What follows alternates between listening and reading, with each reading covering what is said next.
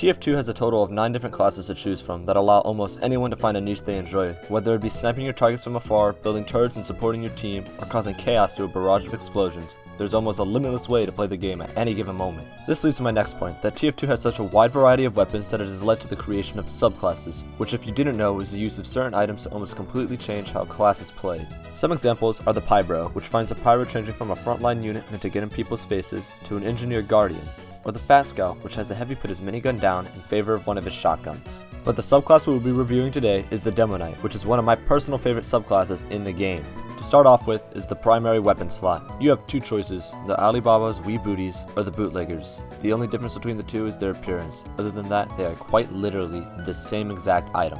Another option is to keep your grenade launcher equipped and run a set called the Hybrid Knight, which meshes the normal Demo Man and the Demoknight together. Next up is the secondary slot, and this is where the fun begins, because you get to choose between 3 shields, being the Charge and Charge, the Splendid Screen, and the Tide Turner. The Charge and Charge is the most simple and defensive of the 3 shields, providing 50% damage resistance to fire and 30% damage resistance to explosions. Next is the Splendid Screen, which provides a 20% damage resistance to both fire and explosive damage. It also has a 70% more impact damage when you hit a player while charging, which brings it from 50 damage to 85. I think now is also a good time to mention that for each head up to 5, the Shield Bash gains an additional 10% damage, raising the damage to 75 for the Charge and Charge and Tide Turner, and 127 for the Splendid Screen.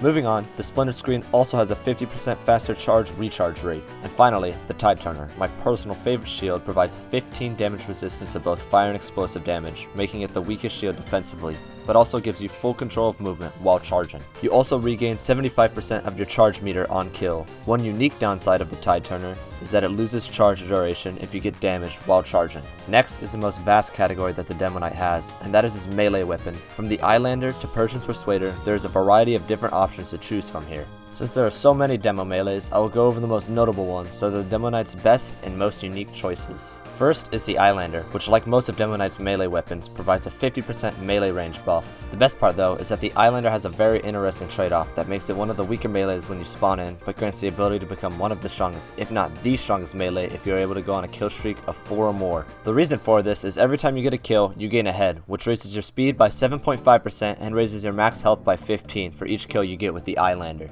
It should also be noted that if you have all 4 heads and boots equipped, you become faster than the scout by an absolutely massive margin of 3%. The only time this isn't the case is when a scout is wielding the Babyface's blaster, which directly buffs the scout's speed.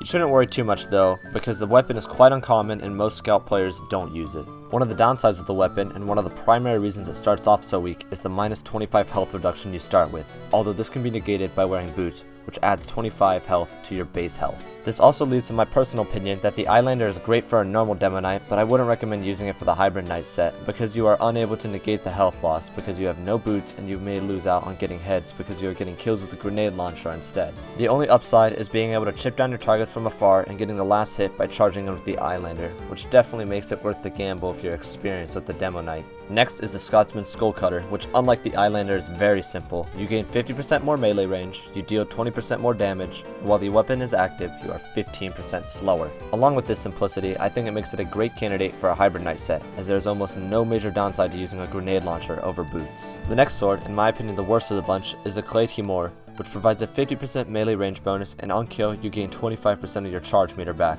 The downside is you gain a 15% damage vulnerability while the weapon is active. And I know this doesn't seem that awful, especially considering all the shields at least partly negate this debuff, but it's just, in my opinion, so unbearably boring. And I believe this is because there are other ways to regain charge time and ways to negate the debuffs it gives, so it just makes the weapon feel super underwhelming, and it doesn't really do anything that stands out when you compare it to some of Demo's other options. So like the Skull Cutter, its simplicity makes it a solid choice for a Hybrid Knight, but I would rather play it risky and go for the extra damage of the Skull Cutter or the ramp up potential of the Eyelander. The next sword on Demo's list is the half Zatoichi, which is the best option if you want to prolong your life and get out of a sticky situation with a pick or two. This is because it provides you with the on-kill benefit of regaining half of your HP on kill, which is a very simple yet strong buff. It also has the usual 50% melee range buff. The downside of the Zatoichi is once you bring it out, you have to get a kill with it, or else you lose 50 HP upon switching weapons. Of course, this is only really a downside if you are running a hybrid knight set, but even then, I think the Zatoichi is worth a try. Lastly is the Persian's Persuader, and the main reason I think the Timor is so awful. This sword just does its job better. Ammo boxes refill your charge meter instead of ammo, and every time you hit an enemy, not kill, hit an enemy, you gain 20% of your charge meter back,